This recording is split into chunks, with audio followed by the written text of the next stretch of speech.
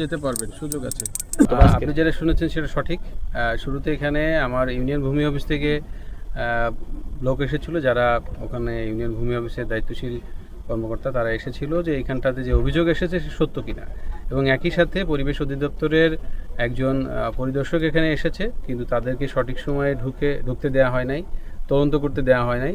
পরবর্তীতে থানা পুলিশ এখানে এসেছে, আমি এখানে এসেছি এবং আমরা স্পট ভিজিট করেছি।